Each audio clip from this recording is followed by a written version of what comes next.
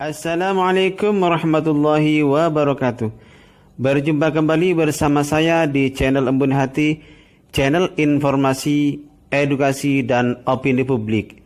Selamat menyaksikan.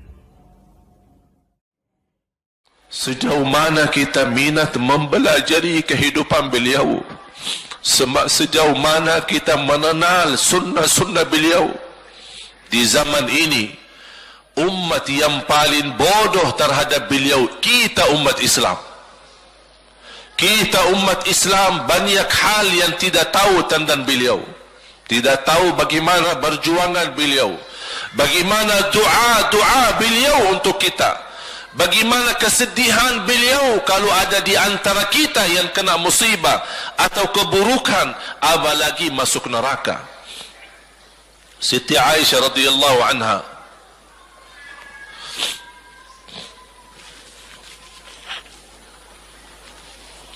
Siti Aisyah radhiyallahu anha pernah minta sama Rasul doa.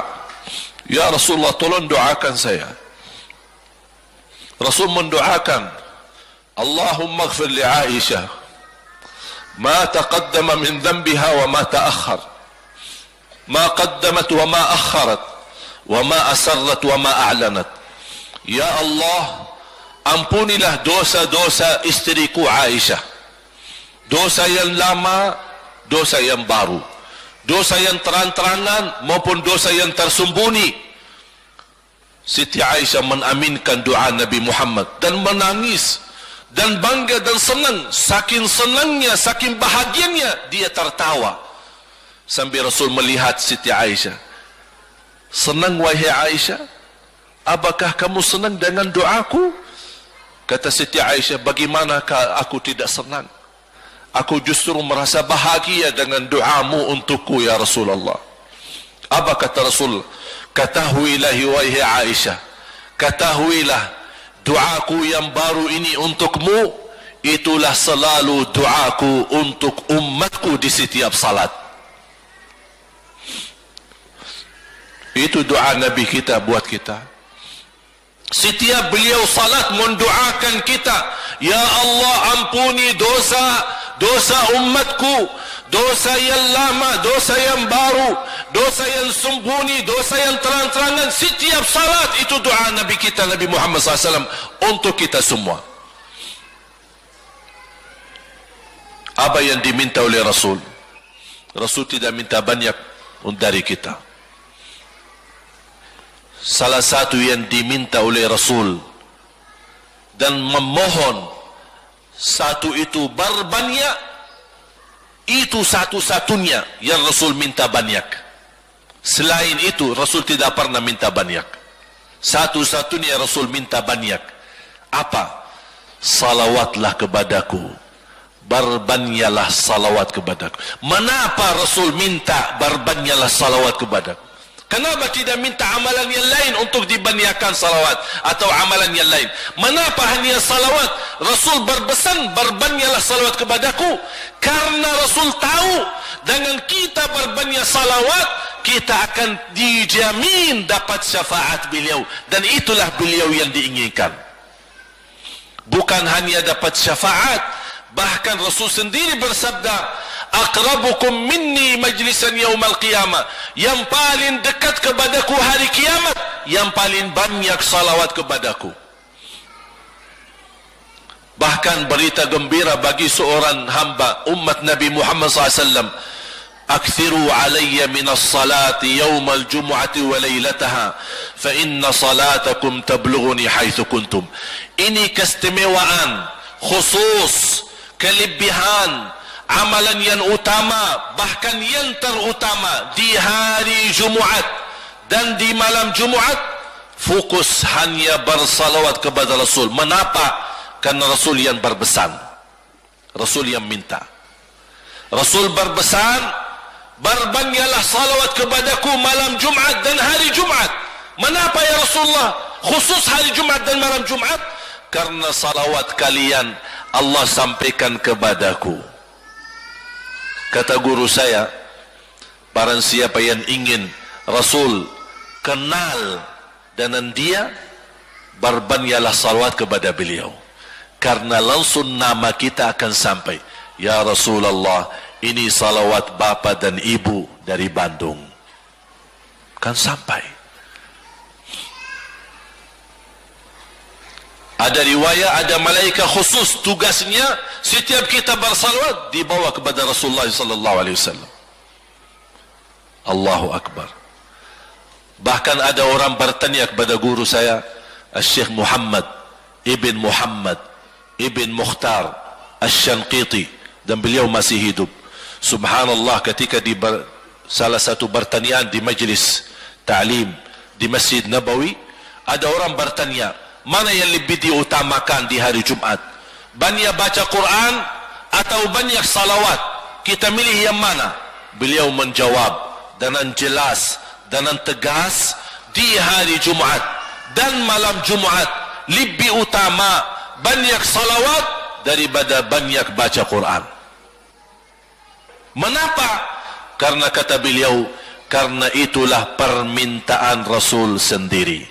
Berbanyaklah salawat kepadaku di hari Jumat dan di malam Jumat. Dan banyak riwayat yang lain. Kalau saya sebutin manfaat, keutamaan salawat kepada Rasul, lebih daripada 100 manfaat. Menghilangkan kesusahan, memberi kemudahan lunasi hutang, menyembuh penyakit, menjamin ampunan dosa, mendapat 10 rahmat, mendapatkan syafaat Rasul, posisi kita semakin mulia. Setiap kali kita salawat semakin naik darajat kita. Barang siapa yang salawat kepadaku 10 kali, dapat 10 kebaikan, dapat 10 rahmat, dihapus 10 kejahatan, dan naik 10 darajat, dan di akhirat dapat syafaatku. Luar biasa. Hadis yang terakhir, Ubay bin Ka'ab radhiyallahu anhu berkata, ya Rasulullah, aku suka berdoa. Karena salawat, arti salawat adalah doa. Arti salawat, doa. Ya Rasulullah, aku suka berdoa. Berapa dari doaku saya jadikan untukmu? Artinya berapa persen, ya? Kalau bahasa kita, berapa persen kira-kira? Kalau misal saya doa 10 menit, berapa menit untuk Rasul, dan yang sisanya buat aku. Contoh, aku kalau berdoa, ya Allah ampuni dosaku, ya Allah murahkan rezeki, sembuhkan penyakit, Allahumma salli ala Muhammad wa ala ali Muhammad. Berarti lebih banyak untuk diri kita, baru untuk Rasul. Sahabat itu, ya Rasulullah bertanya, ya Rasulullah, berapa bagian dalam doaku saya jadikan untukmu? Apa kata Rasul? Kata Rasulullah SAW, ma syi'ta wa in zitta fahuwa khairul lak. Ya terserahmu. Mau doa bagaimana untukku? Ya terserahmu.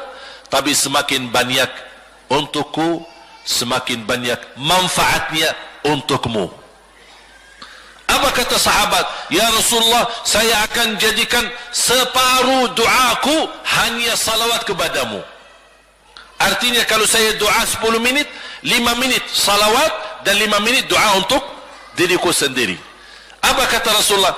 Terserahmu, wa in zitta fahuwa khairul lak. Kalau kamu berani tambah, itu jauh lebih baik untukmu. Tawar menawar sama Rasulullah SAW, sampai di ujung hadis beliau berkata, ya Rasulullah, saya janji doaku semuanya untukmu. Artinya apa? Kalau dia angkat tangan berdoa, tidak satu pun minta buat dirinya. Bismillahirrahmanirrahim. Allahumma salli ala Muhammadin wa ala ali Muhammad. Allahumma salli ala Muhammadin wa ala ali Muhammad. Allahumma salli. Sampai selesai. Tidak minta ampunan, tidak minta rezeki, tidak minta sehat, tidak minta keturunan, tidak minta apa-apa. Hanya fokus dengan salawat. Karena dengan salawat, apa yang kita niatkan terkabul.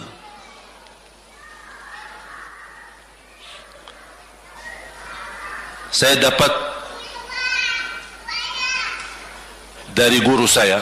Nanti saya akan ceritakan bagaimana cara berdoa. Kata sahabat, ya Rasulullah, saya akan jadikan doaku hanya salawat kepadamu. Apa jawab Rasulullah SAW? Idzan taf'al yukfa hammuk wa yughfaru dhanbuk wa tuqda hajatuk. Kalau kamu lakukan hanya doamu, hanya salawat kepadaku, akan dihilangkan segala kesusahan, diampuni segala dosa, dan dikabulkan segala hajat.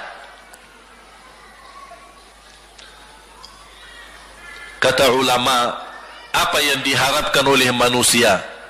Hidup di dunia tambah susah dan hidup di akhirat tambah dosa.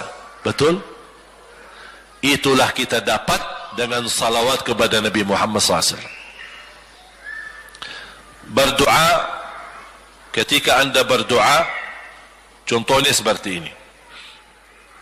Setiap anda berdoa, biasa mulai dalam bismillah dan memuji Allah Subhanahu wa taala.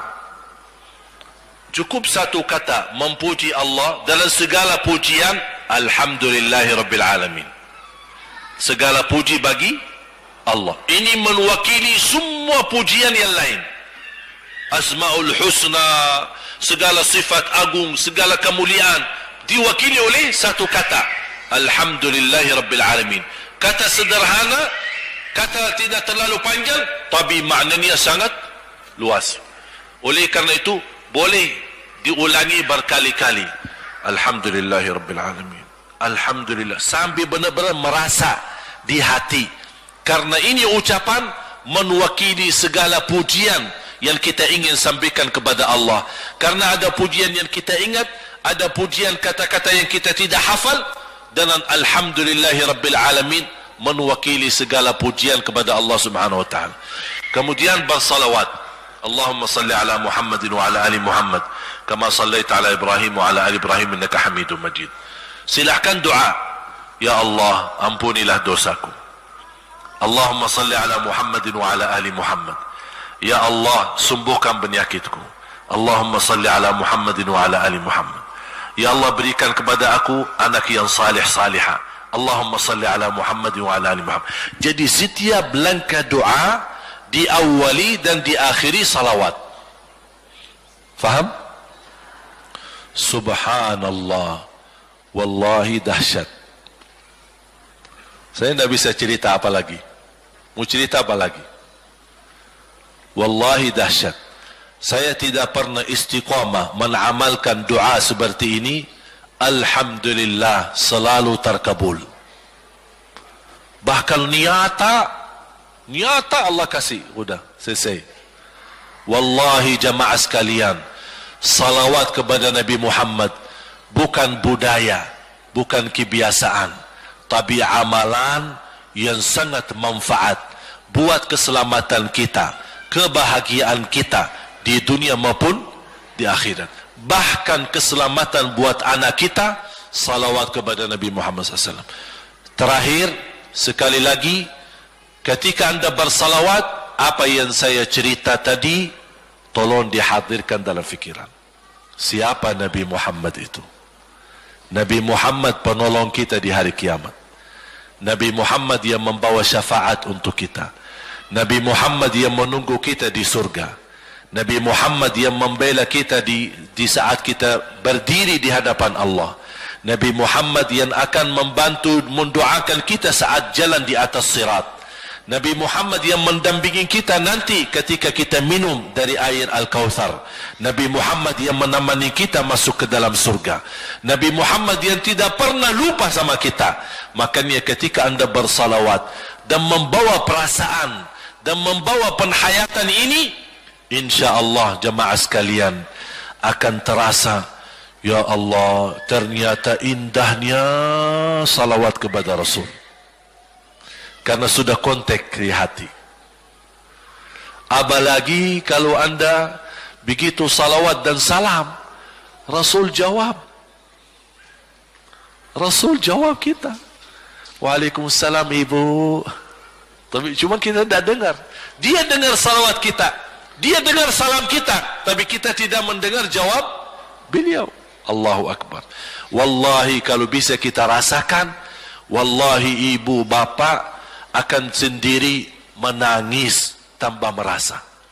Sendiri, kok tiba-tiba nangis? Kok tiba-tiba kok tidak bisa tahan diri? Karena Nabi Muhammad itulah yang semestinya sudah menguasai hati kita, sudah ada di hati kita, sudah mempenuhi rasa cinta di dalam hati kita.